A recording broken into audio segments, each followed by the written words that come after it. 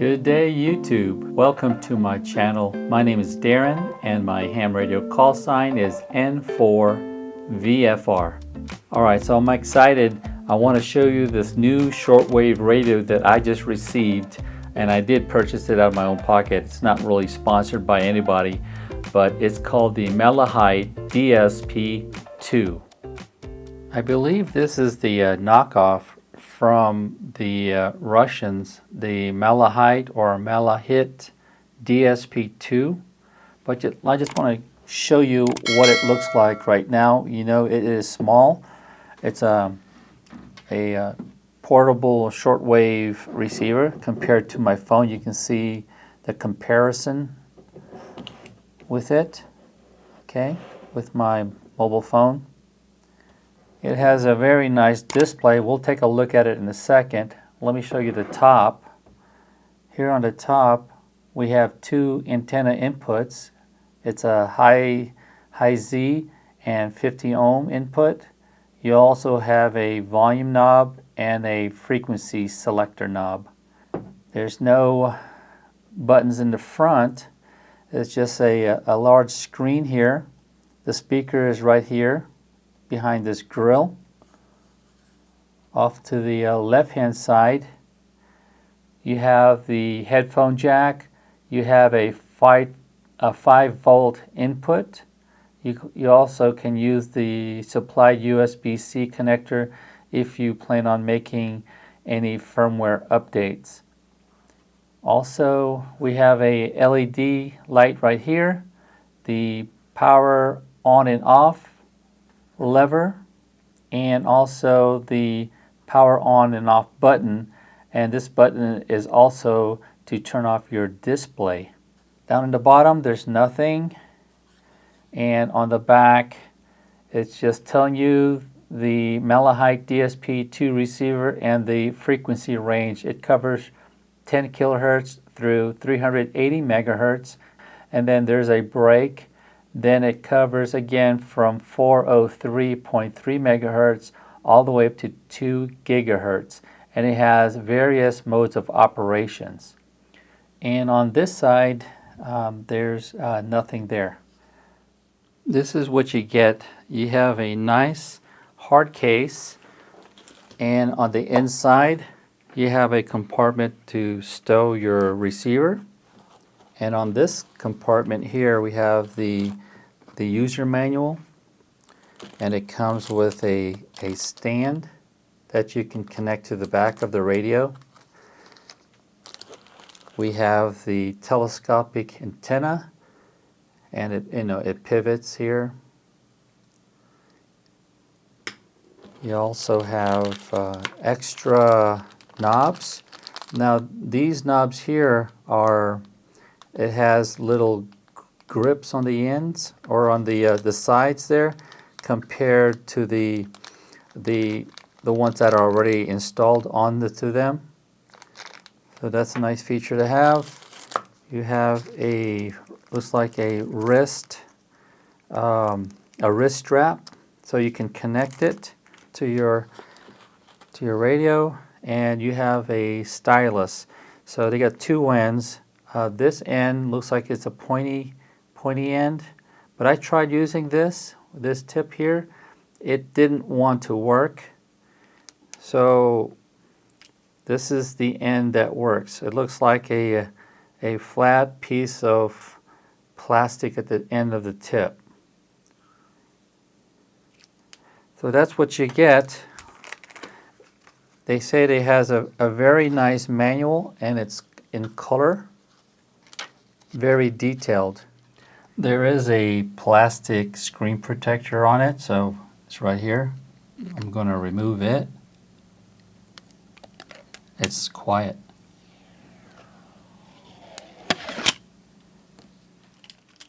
Here are some of the accessories I bought for this Malahit DSP2 receiver. This here is the cell phone stand. So right now it's folded up. So you just lift this up and it stands just like that. You can take your radio and just place it on the stand. So it's really convenient to have this, and you can make manipulations to your radio using your finger, touchscreen, or even using the stylus. Another accessory I bought is an SMA to SO239. So I have this one as a 90-degree bend, and it helps relieve any kind of tension or strain that you may have on top of the SMA connections. Another option I bought is a Dona shortwave antenna, and this specific one covers 24 megahertz, 12 megahertz, and 4 megahertz. And there's a selector right here for low and high, and your frequency coverage is there and there. Okay, I got my antenna connected. Right now I'm currently connected to my 40 meter horizontal loop. So I got it connected to the 50 ohm socket, the SMA connection. So what's on the top? We have the squelch, the noise blanker, noise reduction, automatic gain control. Your antenna selection right now is selected to 50 ohms. You have your preamp, the mode of operation, your attenuation, the volume, and your filter. Up here in the top right is the battery indicator. You can't really see it, but it's showing me 3.8 volts. You have your signal meter, your frequency readout, the steps. Right now it's at 2.5 kilohertz steps. Up here on the right, you can connect your headphones to the headphone jack to the left side of the radio, or you can have the speaker. On the left side, it tells you what your bandwidth is currently set at. Right now, you're looking at 48 kilohertz bandwidth, and to change that, you just tap on the waterfall.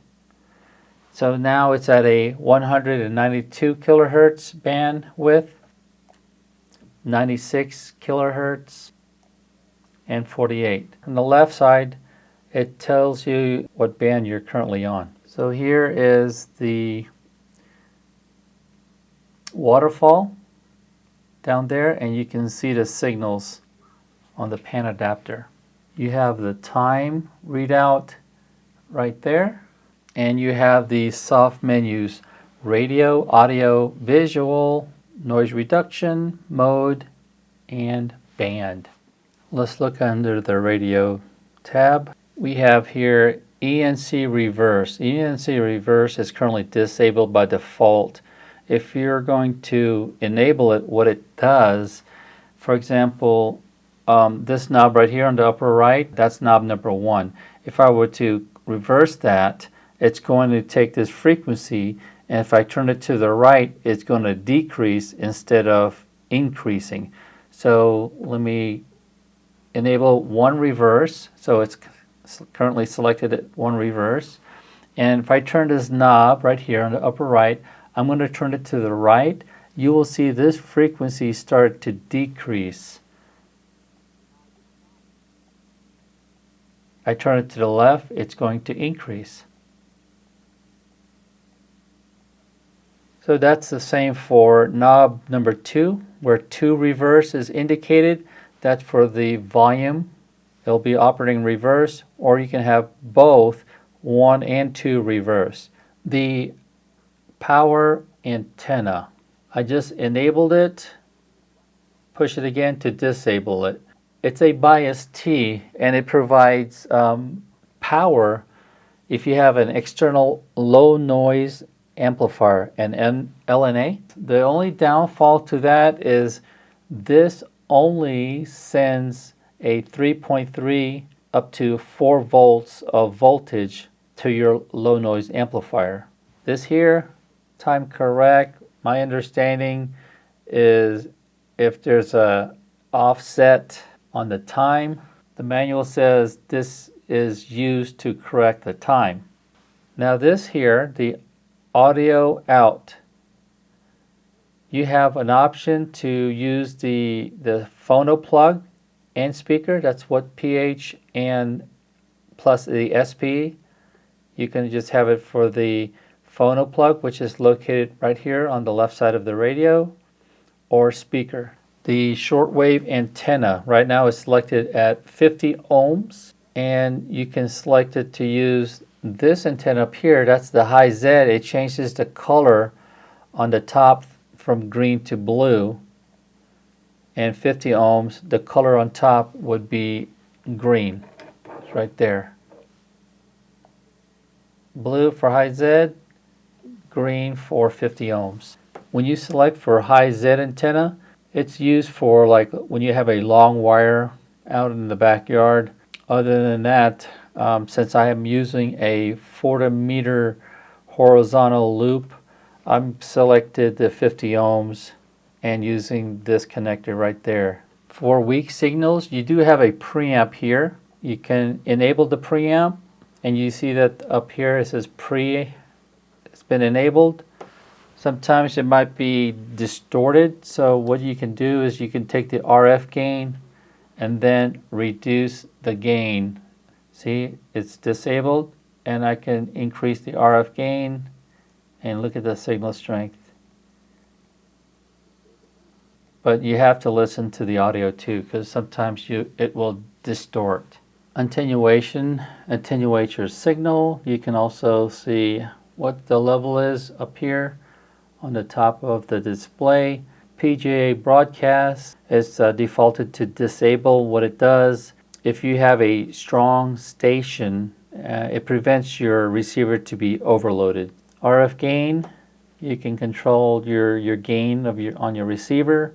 From my understanding, this LNA, the low noise amplifier, and the mix up, and also this one here, mix, that's dealing with attenuation as well.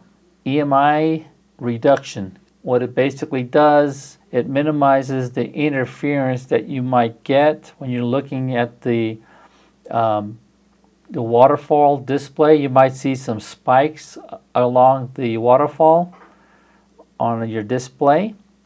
So you can enable that to help eliminate some of those spikes. This row right here, F correct, SM correct, I don't know what those are.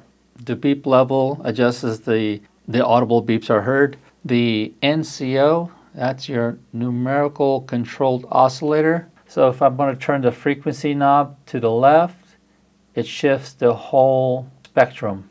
You see it? I'm going to come back to the right. When I go back to NCO and enable it back to the display, it just keeps your waterfall straight. It doesn't adjust, but you adjust that vertical line there.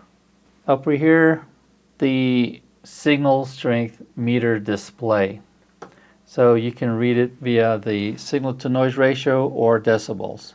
The activity timer is currently disabled. You can turn it to the right. You have a 5-minute time. You have 10 minutes, 15, 20, and it just keeps on going. All the way up to 255 minutes. So it basically, if you do not touch your radio for that set amount of times in minutes, it will turn off your radio automatically. This here, the pre-gain, is default to 0 dB. So what this basically does, when the pre-amplification is enabled, this value in decibels is subtracted from the signal strength meter displayed on the top of the screen. Right now is a signal to noise ratio, and what this does, it corrects the S meter reading of the preamplified signal. Alright, the last thing is the Bluetooth connect. I tried to connect this to my Bluetooth Bose speakers, and it wasn't working.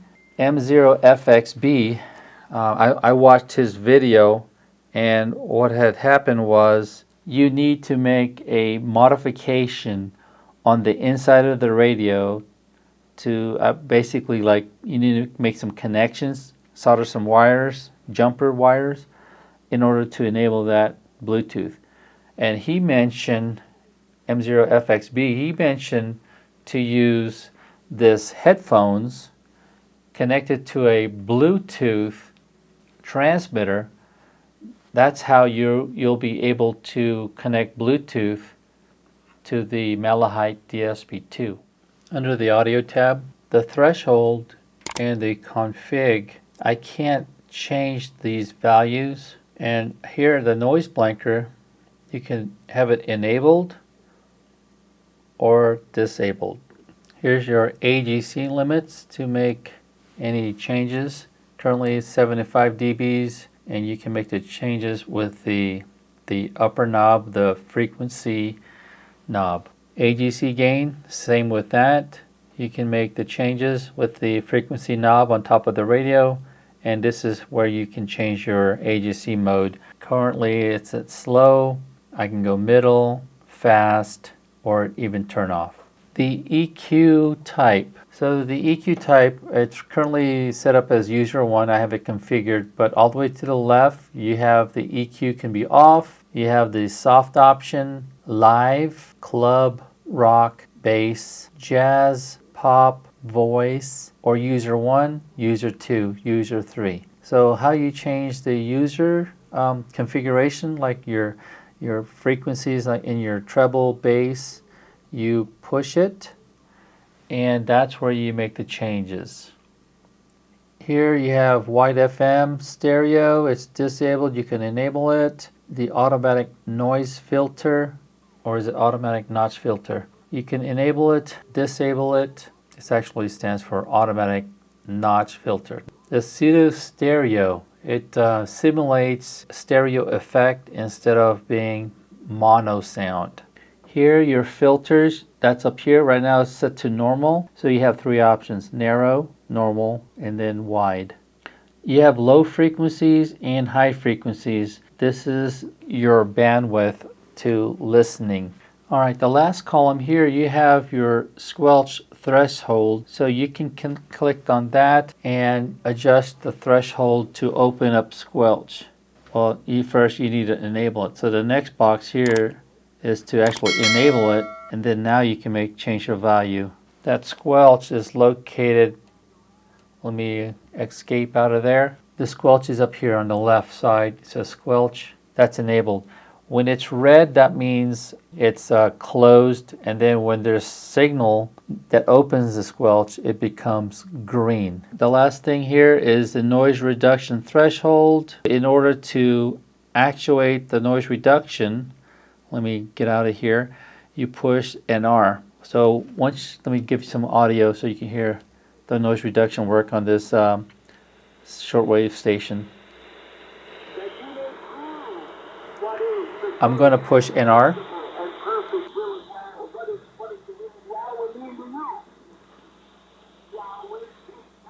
All right, under the visual menu, we got the bright minimum. You can make the changes there for the minimum brightness, and then the bright max, reduction time. I just normally leave that the way it is. The waterfall gamma. Currently it's selected to the classic. Let me change it to WB. It looks like it's just white. WB, so it's white, and the black is your signaling.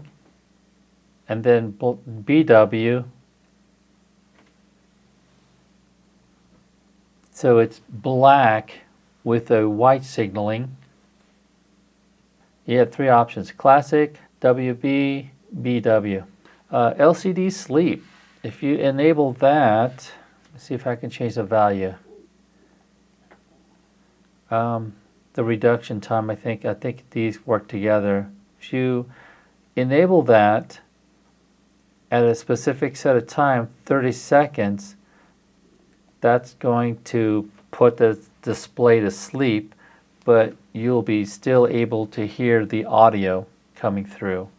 FFT average, currently set to 84, and what this does, it adjusts the average number of sample rates through the panorama. They say here the larger the value, the slower the panorama changes.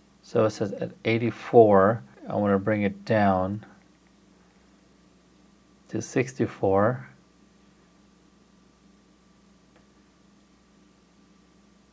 I'm looking at the panorama. I'm going to go greater than 84 and see if it slows it down. 95. And you see it there? It slows down a little bit.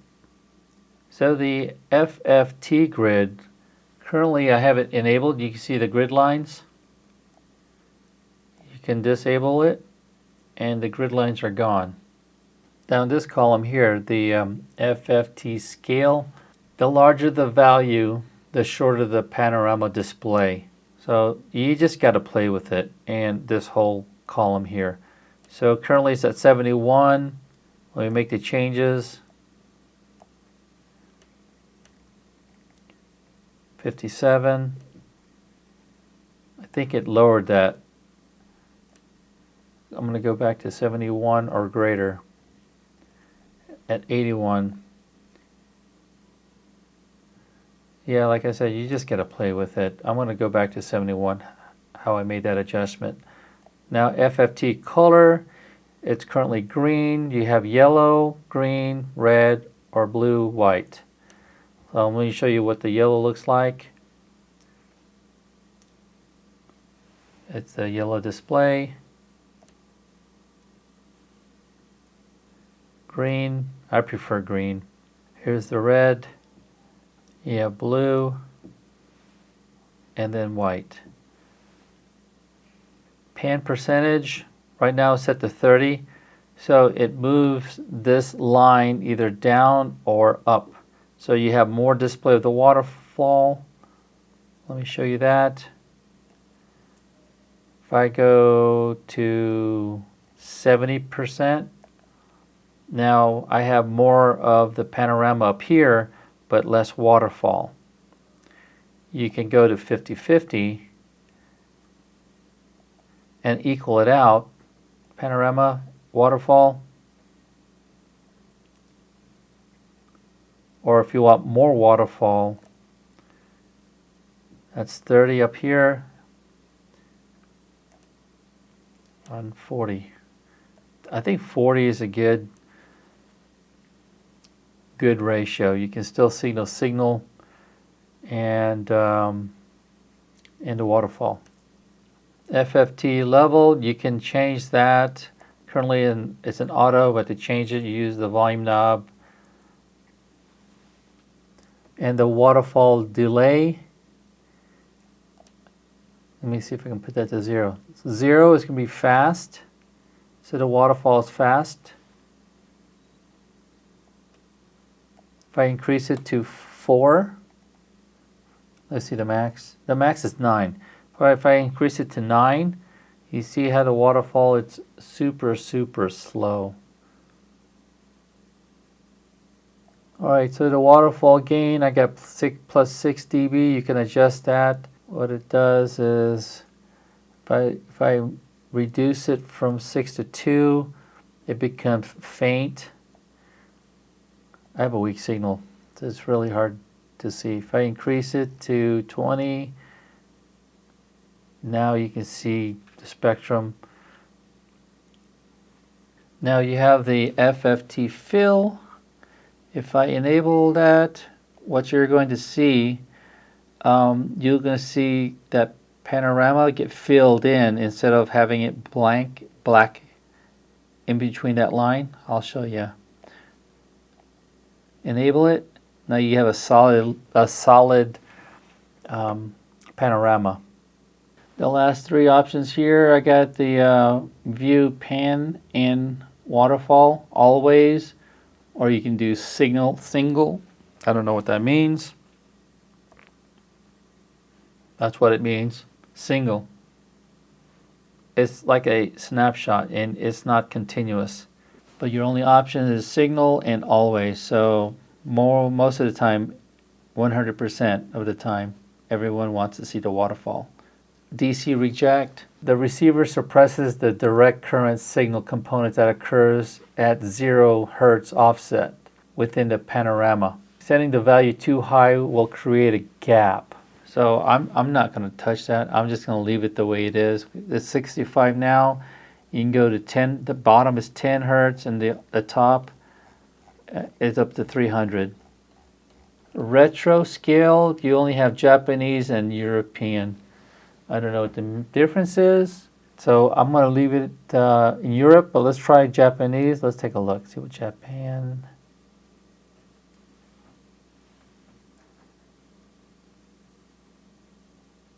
Okay, so NR, noise reduction, we've already talked about that. All you do is you can enable it, turn on NR. You notice NR on top, and then disable it. Another thing I mentioned to that earlier was that under audio. When you turn on NR, you can adjust the threshold right there under the audio. Here's your mode. These are the mode of operations.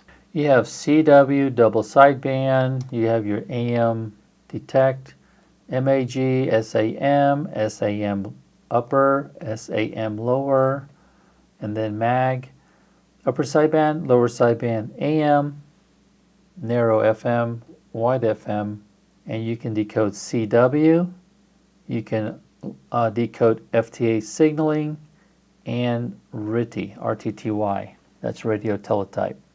Okay, under the bands, there's 6 pages. So it says 3 of 5, but there's actually 6 pages. To change your band page, you use the frequency knob up here, and it's not like one click and it changes the page. See, you have to spin it until it changes. So there's page 1 of 5. I'm not too familiar how to set these settings yet. But you see I changed frequencies already. Monitoring. It's a whole lot of, it's a different world, so I'm not going to get into it in depth. Okay, go back to bands. So that's page 1 of 5. I'll just turn this wheel until it changes. There's 2 of 5, 3 of 5, 4 of 5. There's 5 of 5. And then if you keep turning it, now you run into scanners and monitor pages. So you actually can set like a channels, I think, that you can monitor between 2 sets of frequencies. Like if you wanted to monitor the air band, 118 megahertz through 136 megahertz and set the squelch, and then you can scan, and when it detects a signal, it would stop and open the squelch, and you'll be able to listen to that airband. Here's a demonstration to my local radio station here. So I'm going to turn the volume up so you'll be able to hear it.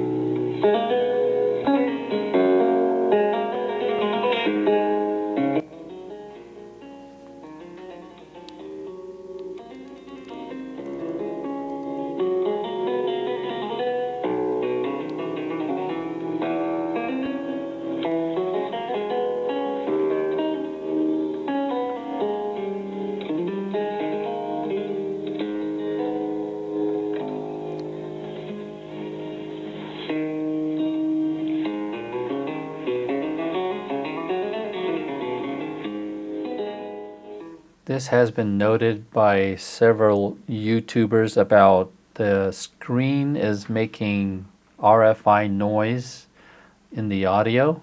So this is a frequency here in the air band.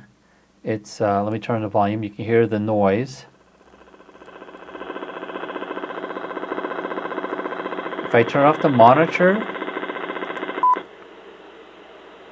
it goes away. Turn the monitor back on.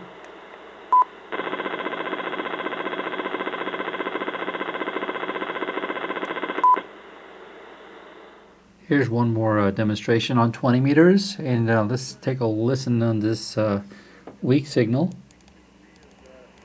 I made a scenario one time said, tell me a joke about a cat in a doghouse. And it made up something. Go ahead. Preamp is on. I adjust the RF gain. Turn on noise reduction. Man, you're more corny than a can of corn. I love it to death. That's pretty bad, man. That's pretty bad. It's right up my alley. I like them.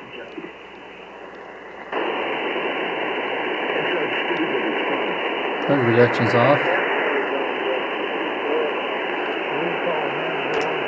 Oh, I'm on my the loop that I'm currently using now. I swapped it over to the W6 LVP loop. So we're peaking to about the signal strength about S7. Let me swap out the antennas.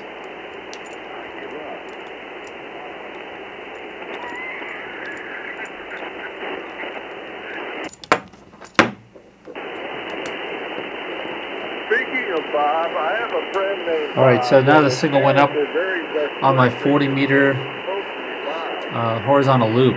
Now we got a signal strength about S8. S8. Go ahead. Noise reduction is coming on. What? Alright, yeah, that one is more of it. RF gain with a One more preamp time on. for any seconds from advanced extra or DX stations. Come now with your call.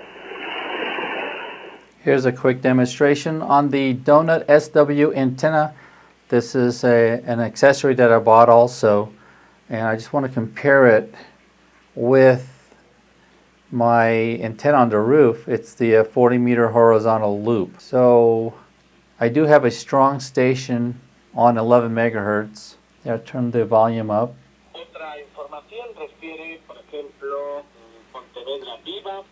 Antenna selected is the 50 ohms, which is connected to the 40 meter horizontal loop. RF gain is set to 10, and the preamp is turned off.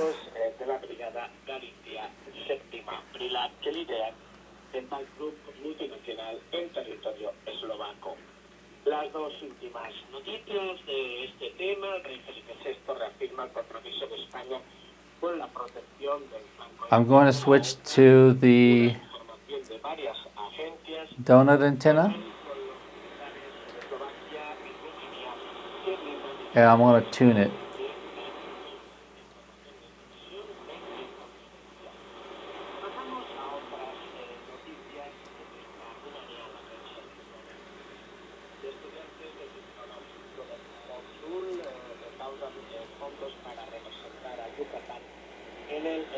The signal is a little weaker. Well, I'm inside the building, so the signal is weak, and this is the strongest station that I'm picking up.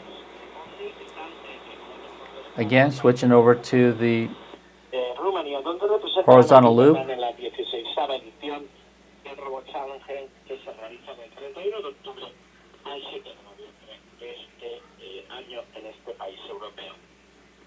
So it does work, but not really great. Well, my thoughts on this antenna, I'm not going to be using it. I'm going to just basically use the external antenna that I have in the shack, and it works well. Hey guys, if you're new to my channel and you haven't subscribed, please consider to subscribe, leave me a comment and a thumbs up.